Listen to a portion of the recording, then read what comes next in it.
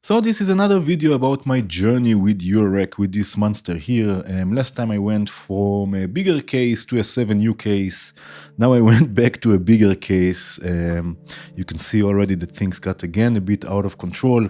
So I want to speak a bit about this. I want to show you a few modules that I got, specifically also the NerdSeq, which really changed a lot. A few modules that I sold.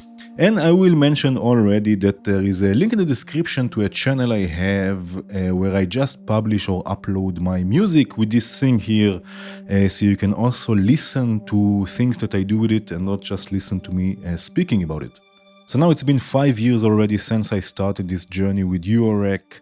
The last video I did was actually 3 years into Eurorack, and this one is 5 years into Eurorack.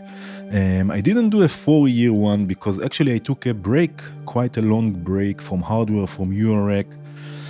Everything was in boxes. I sold many things. I sold also synthesizers that I had, like the O-Coast and the Neutron. I just needed to get away from all of this. I really needed to just have the studio clear from all of this stuff. I had everything in boxes. I sold many modules. The thing I didn't sell were out of the way, out of my vision, my view, let's say, just so it's not in the way. I just felt like it was getting a bit too much. It was getting a bit too overwhelming. Every other day there's a new module that you want and you buy and you sell. And I needed to think how to musically, how to go forward and not get stuck always in the same place. So I just took a long break. It was like 8 months maybe that I didn't touch the hardware. I didn't touch the synthesizers or anything. And then more or less around this time, after this break, the NerdSeq came into my life that we will speak about later also, and it really changed a lot of things. So in the last video I mentioned that I went from 13U back to 7U, and the reasons were that first of all it was a bit too overwhelming back then, and also the build quality of the 13U was not amazing. The rails were split, so it was difficult to fit modules in. It was a bit wobbly, and there was not enough power also. For 13U it was, I believe it was 104 HP. For 13U to have just 4000 mAh, it was just not enough. But then I had the 7U for quite some time. I still have it. I have also the Arturia case, which is also excellent, but it was just, after a while, it was just enough for me. I didn't want anymore to switch modules all the time. Always to have a new system. After you learn one, you take everything apart, or even you don't even have a chance to learn the system you have and you take it apart because there are other modules you want to use, which was fun at the beginning, but after a while it was just too much. It was just beginning to be annoying. And also, I felt like I don't need anymore the 1U row. I had, and I still have them, a few interesting 1U modules, like the ones from Ritual Electronics. The switch, the comparator, the distortion, which I used a lot. So I felt like I have 1U modules just because I have the 1U row and not because there are modules that I anyway want. And also, it always felt like a compromise. Like, for example, Guillotine from Ritual Electronics distortion that I used a lot, it was just an input and output and a knob. That's it. If you have distortion in 3U, I mean, the whole fun of Eurorack is CV and modulation and stuff.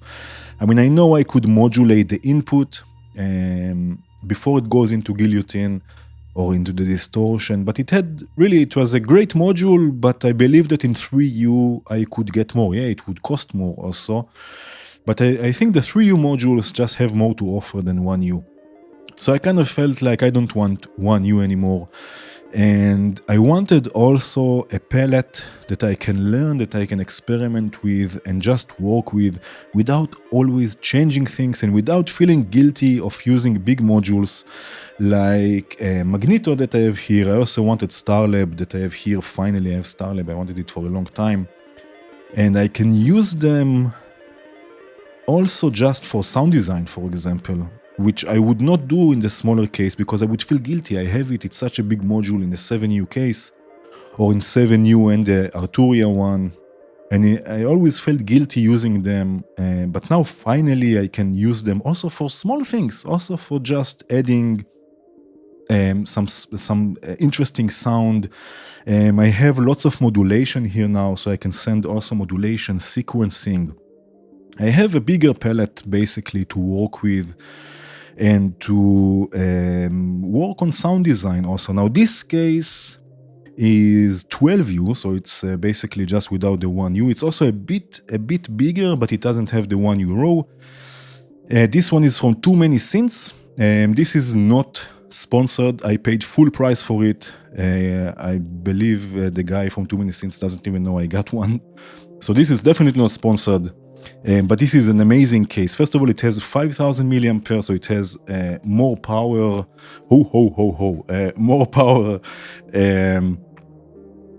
that I don't even have to worry about this. I can just add the modules. If you remember, I believe it was 2 years into Eurorack, or I don't remember even which video it was. I had to have an extra power supply because there was not enough power in the 13U. But this one has enough power. The build quality is amazing. Again, this is not sponsored or anything. The build quality is amazing. The rails are one piece, which means that I can feed the modules quite easily. And also, I don't really remember how the 13U was, how the angle was in the rows. But this feels just perfect. I'm standing. Usually I'm patching and performing when I'm standing. I have like a high desk here. And the angles, it doesn't feel overwhelming. I feel like I see everything. Everything is in front of me. Actually, the original plan was to get 2 of them. And hopefully it will happen in the future. There's also a bigger one from Too Many Synths, but I believe it was the same power, so it was also 5,000 milliampere, which is not enough for such a big case. And also I prefer to have 2 so-called smaller cases than one big one. I don't know, just again because of power and because I think it's just the build quality is maybe a bit more stable. But this one is amazing, really. It's beautiful and it's stable. The modules fit perfectly. I don't even have to worry about power. And again, it feels more like an instrument. It's less overwhelming. I still have the small case also from Too Many Synths, where you can see I have my ES9. So it's separate from the bigger case, also because it takes a lot of power, but also because it just reduces the noise. It doesn't have to deal with any other modules. And there's less noise basically. So it has its own case. And what I'm doing, I'm using either Bitwig or Reaper to multi-track record everything. And you will see this soon enough also. So I can multi-track up to 14 different voices or tracks or stereo voices also if I want. And also what I will do is I will add the sort of end of chain effects, like sometimes delay and most of the time reverb. I can add them after the recording, so I can have access to the recording before the end of chain effects. So if I'm mixing things, if I want to remove noise and stuff like this, it's much easier because it's before the reverb and delay. So I want to mention a few highlights that I sold. So as I mentioned before, I sold also different synthesizers. For example, the Neutron that I loved, and I kind of regret selling actually because it sounds amazing. And I had also the Make Noise easel, the dark easel, which was the O-Coast, O-Control, and Strega. Now the Strega and the O-Coast also. The O-Coast was, I had it really for a long time and I absolutely loved it. And then came the Strega at one point and it was just, I'm so sorry that I sold it really. It has an amazing sound. It has an amazing character. I love how noisy it is. I love the delay there, that you can use it as a voice by itself.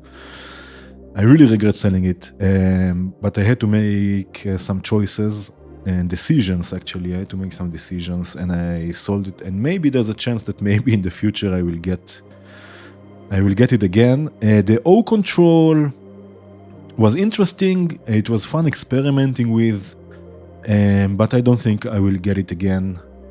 Because it's not for me. It's quite limited, and there are other things I have this here. I don't really need a O control. But let's speak a bit about modules actually. So a few highlights that I saw that maybe I'm not so sure I regret, but I had to make a few decisions. So the first one is the Mimeophon. Now the Mimeophon I had for many years, quite from the beginning actually, when it came out. And I really used it a lot, the Mimeophon. It was hardly out of the case. I used it a lot. I hardly used it as a delay. I used it mostly as a voice and as a looper. Now as a voice it's absolutely amazing because it has this feedbacky sound to it, lots of character, it follows pitch really nicely, and it's really easy to set up. So I used it quite a lot, and also I used it as a looper. Now one of the reasons that I wanted to take a break is that I wanted to break out of this looping, granular way of making music. I wanted to go deeper into composition and stuff like this. So I decided to sell the Mimeophon, and actually there were two things that made me feel not so bad about selling it. So first of all, I always felt like the input is too hot for it. Like always I had to attenuate the audio that I used with the Mimeophon when I used it as a looper, for example, or as a modulated delay, if you will. I always had to attenuate the inputs, and I know there are the different modes, the input gain modes. Nothing helped. I always felt like I have to attenuate because it was always too hot. It was always distorting. So this was one, and also the second reason was that when modulating the reverse, maybe I will put a picture somewhere here so you can see it, or maybe there is one already. When modulating the reverse, there were always clicks. Always clicks in the audio when I triggered the reverse or the flip. I forgot already how it's called. On and off, there were always clicks in the audio. So those two things made me I said, okay, I have to sell something. So this was one of them. Two more modules that I sold that might surprise some of you is the looper from Instruo and also Arbhar, also from Instruo. Again, I wanted to get out of this looping and granular way of making music. Actually, I used the looper also as a delay, and I helped also test the version 2 of the looper. But then at one point after version 2, I just felt with all the presets and everything, it was beginning to be a bit too much. There was so much to take care of with the presets and to keep in mind and to change things and button combinations and stuff like this. And again, I want to get away a bit from the looping. So I had to make a decision and I sold it. And Arbhar, I think, and back then and now, still now, I think that's the best granular module in Eurorack. If you are looking for a granular module, I believe Arbhar is the one for you, especially now with version 2. I didn't have a chance to use it because it was exactly, they started working on it exactly when I took a break from everything. So I didn't get a chance to test it or to use it, the new version of Arbhar, but now I believe it's stereo and there are many more grains and it should be quite interesting.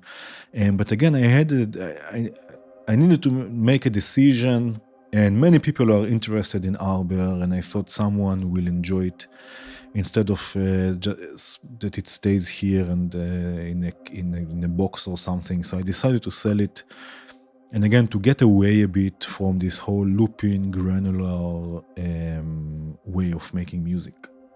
Now, there are a few modules that are sort of in the granular looping sort of mindset, but I hardly use them for looping anymore, and also not for granular. One of them is Microcell. Again, I have it from quite the very beginning. I never use it in the granular mode. I use it always as the looping delay mode, and I use it more for sound design. I love the fact it has many CV inputs, and it has also built-in VCAs for the input. So one for the input, one for the output. So here I have quickly want to show you. Here I have a simple sequence, right, with quite a simple waveform. But listen to how I can transform this into something full of movement and totally different. Right, so again, this is in the looping delay mode. Just listen to what happens when I bring the mix up. Right, this is now all the way up. I can mix. Can have a mix of the dry and the wet.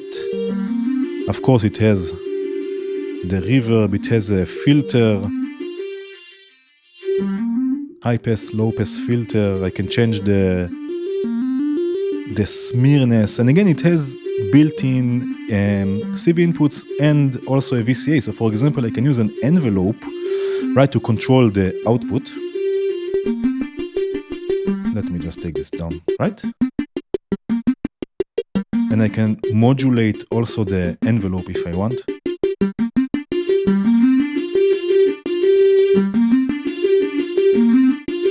Right, I can add reverb, and the reverb will be before the VCA. And I can also modulate the reverb if I want.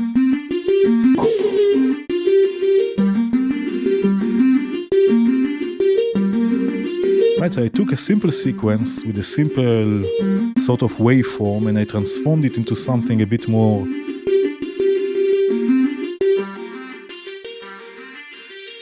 interesting. And this is just a microcell. There is nothing after this. Right, and there are many more things that I can do with this. So again, I'm not using it for looping. I'm not using it as a granular processor in the classical way, but more for sound design. Another module that I kept that I used a lot for looping is Magneto. But again, now I have the chance to use it more for sound design, and I have more sequencing and modulation capabilities that I can really take advantage of its CV input. So here again, I have a very simple, basically the same sequence. Right, and now I can add Magneto to this, add all of the different effects like the wow and flutter, grab the tape age and so on and so forth. Right, and now for example, it has also a sort of a spring reverb, so I can sequence this.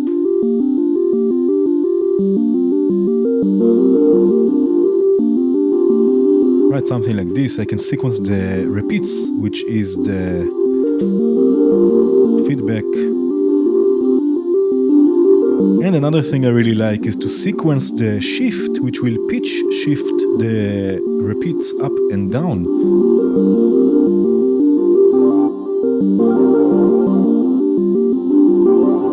Right, so again, a simple sequence. If I take the dry out, right, this is quite cool. So again, I can use it for looping. Something I really want to try is using it for sampling, like sampling a simple sound and then playing it through Magneto, because it will follow pitch and everything. Right, but now I can use it more for sound design. Another module that I kept that might be considered granular and looping and stuff like this is the Morphagene. Now this module started everything for me. This was the first module I got. This was the reason why I went or started with Eurorack. So there's no chance I'm going to sell it. I'm using it all the time still. If once, as we say here in Germany, if once it goes kaput, I will definitely buy another one because it's just great.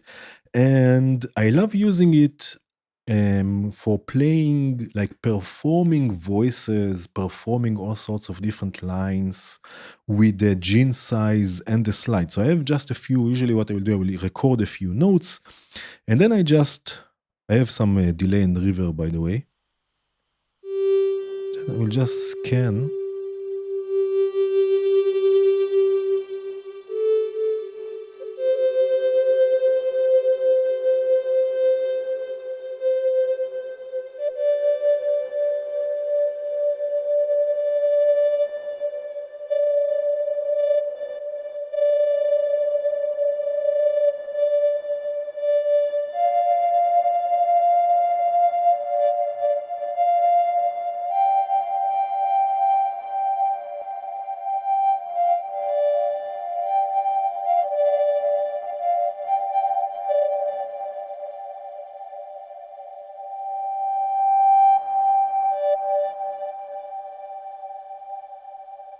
right? Just like this.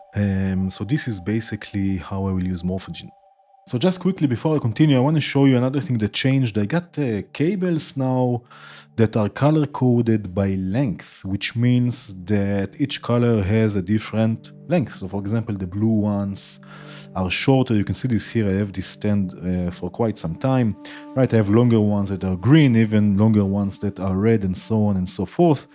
And this is really helpful when unpatching, because then I can just grab all the blue ones and I know they go into one place, and I can grab all the orange ones, I know they go to a different place. And also when patching, I don't really have to think about which cable to grab. I just know them already, that the green ones, for example, are longer if I need something longer, and so on and so forth. So again, this is really helpful. Maybe it's something you want to think about, color coding your cables by length. These ones are from Black Market Modular, again, not sponsored. I got them online, paid full price on them, not sponsored, not anything, but they are great. They have different lengths and different colors, and it works really nicely. Okay, so now I want to get really to the Nerd sequencer and how it changed everything for me in Eurorack, and a few ways of how I'm using it. Of course, it's a very deep module. I'm not going to show you everything here, and I'm not using also everything, but this is actually my goal for this year, is to dig really deeper into the NerdSeq, because it can do so many cool things. Just a disclaimer, this is not sponsored. Again, I bought the NerdSeq at full price. The person behind the NerdSeq doesn't even know me, doesn't know I'm doing this video. So I'm not trying to sell you anything, I'm just trying to share my experience with it.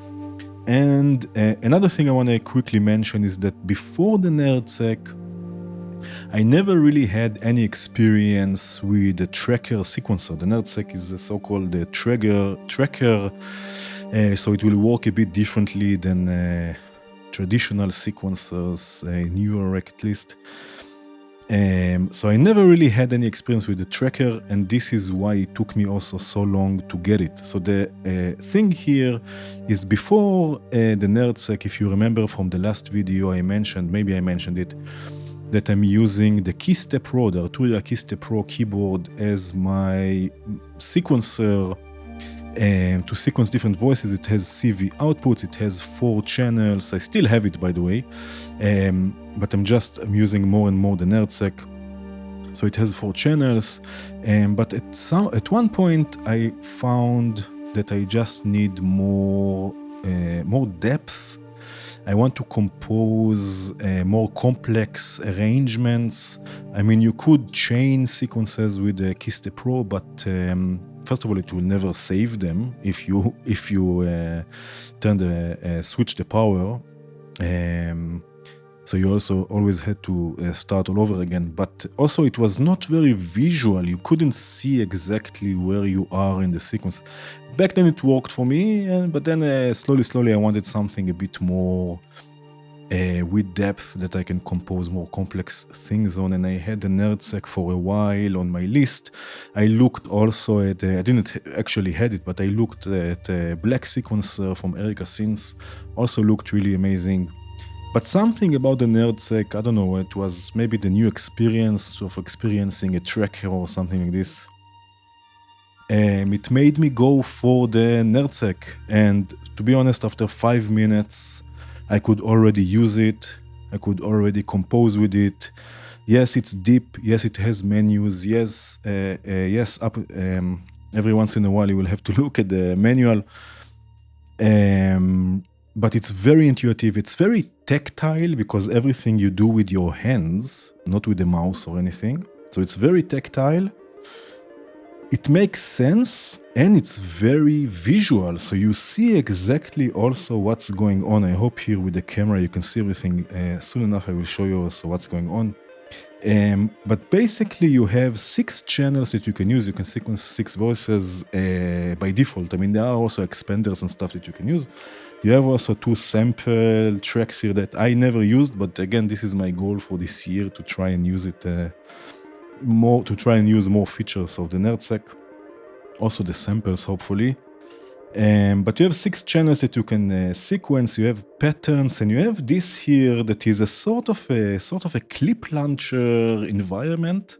So you have like islands that will be chained, but you can trigger other islands and it will be synced with the clock. So you can in a sort of a clip launcher way launch other clips and patterns. And again, everything is very visual. You can see exactly what's going on. You see the notes, you see the length, you can change things. Everything is very tactile. So it really changed the way that I compose. And of course, it can go really deep. You can have A section, B section, whatever you want, change things, add randomness, more randomness, less randomness, and so on and so forth. So let me show you a few examples of maybe some things that I will do in a composition, right? So here I have a sequence going, and by the way, you can hear maybe already delay and reverb, and that's exactly what I spoke before about Bitwig or Reaper. In this case, it's Reaper, and I have Valhalla delay and Supermassive there, and that's after the audio. So if I want, I can change the settings, I can remove them, and I can mix things before the so-called end-of-chain effects, delay and reverb. And I can do stuff like this, which is also quite cool. So anyway, here you can see I have an 8-step repetitive sequence, right? Now, first of all, you can per step change the modulation amount, for example, and of course this is modular, you can use it for whatever you want. In this case I have it for the envelope length, right? So I can say, for example, step 1 will have a longer envelope,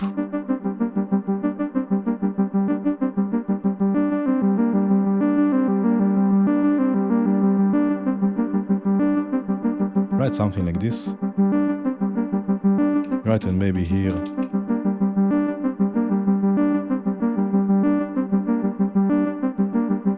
another longer. So you can, per step, you can change things and modulation per step, but it goes much deeper. For example, now there are 8 steps, but let's say that I want it to be a 7-step, but with probability. So I want it sometimes it will play 8 steps, sometimes it will play 7 steps.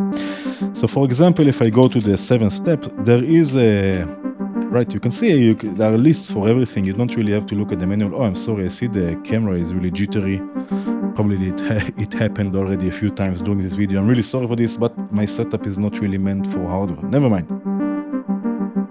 So there is an effect, it's called the break or jump. If I add this, right now we have 7 steps. But now I can add also probability to this effect. Right, so if I go here to this list, there is also effect probability, right? And I hope you can see this here. If I go to the amount, you see here it says 100%. So I can take this, for example, to, let's say, 50.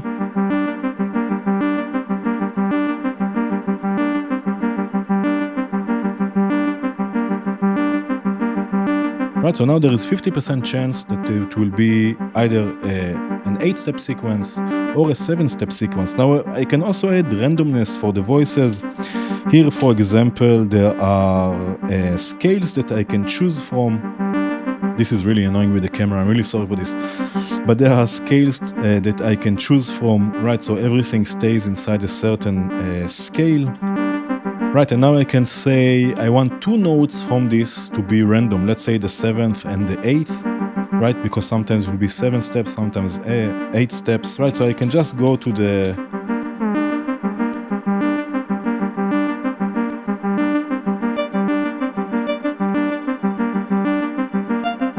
randomness here.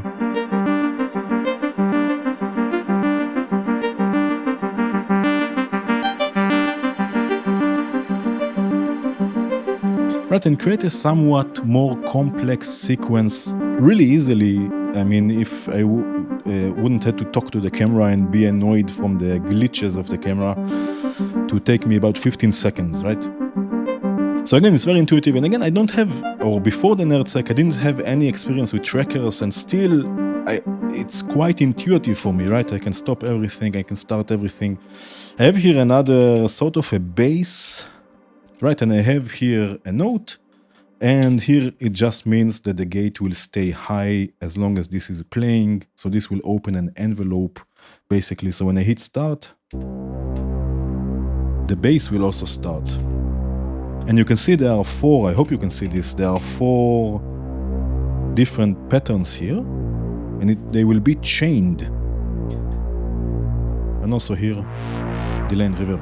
And now, when it comes to the last one, let's say that I want to start the next sort of island, right? So I can start it, right? And then it will be basically quantized, and it will start when this will finish, right? I don't touch anything. Right? And it will just jump as a sort of a clip launcher. It will just jump to the next sort of island. Right, so like this I can really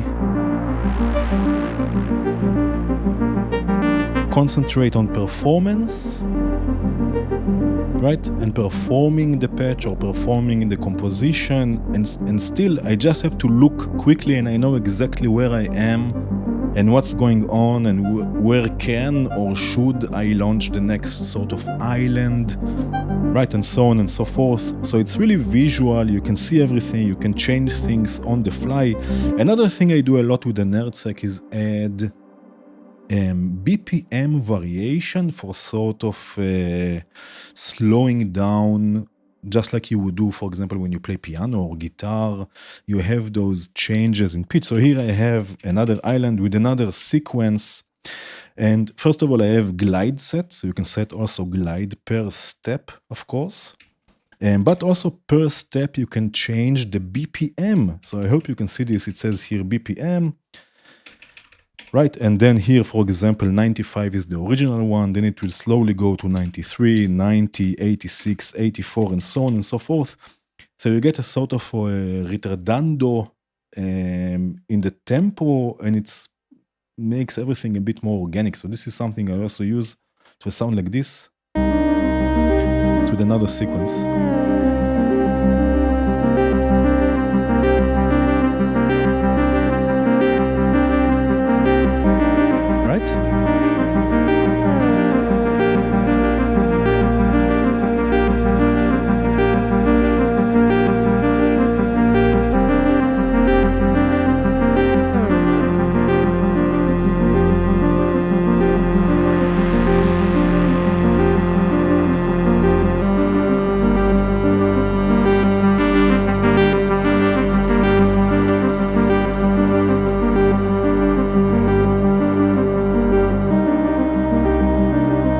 Right, so this is also something I use quite a lot. So again, it's visual, it's very tactile, it's very deep. You can set ranges in which you want to transpose voices, and it will do it randomly or with probability. You can record sequences, you can do all sorts of different things, but the important thing is you can go deeper into composition, you can really compose different parts, move between them, still keeping the aspect of performance, but because you are controlling when and where, like Trovarsi once said, I am song mode, right? So basically, you are performing everything, but you just have to look quickly and you see exactly where you are and where you have to go or where you want to go, and program things and perform things and save, and everything is saved, unlike other devices. Yes, so really the NerdSeq really changed everything for me. Again, go listen to the music with the link down in the description, where you can see how I really use this. And that's it. The NerdSeq really changed the way I think about composition in modular. But now I want to show you a sort of an overview of everything that's going on here and a few of the new modules also today I got.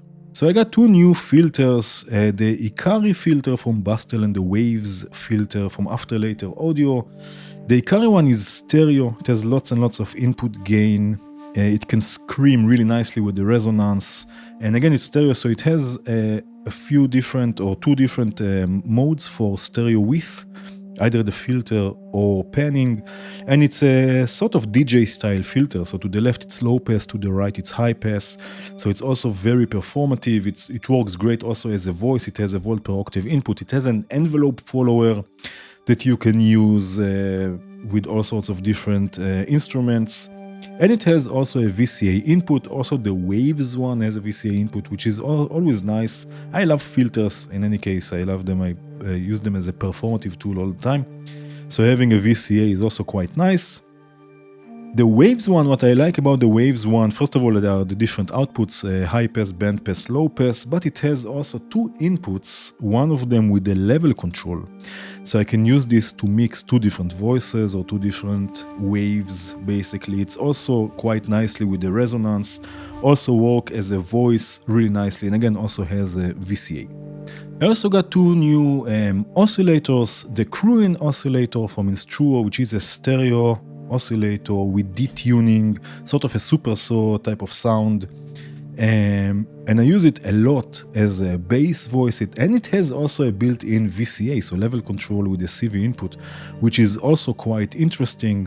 I use it a lot again as a bass, but I'm trying more and more to use it also for other sounds. And I got also Cascades from After Later Audio. Now this one, I was really, at first that I got it, I didn't realize how powerful it is, and I'm really surprised by so many different sound design ideas you can experiment with here. It has a sub oscillator output. You can see it has many different outputs, but also a sub oscillator. It has a morphing wave, so you can morph between a triangle all the way to a square wave through also a saw wave. It has also LFO mode, of course with CV inputs, for the PWM, for the morphing, and it has also built-in amplitude modulation with access to the modulator and access to the carrier. So by default the modulator or the carrier will be a sine wave and the modulator will be the saw wave. This is internally connected, but you have access also to the inputs here, so you can use whatever you want for the modulator and whatever you want for the carrier.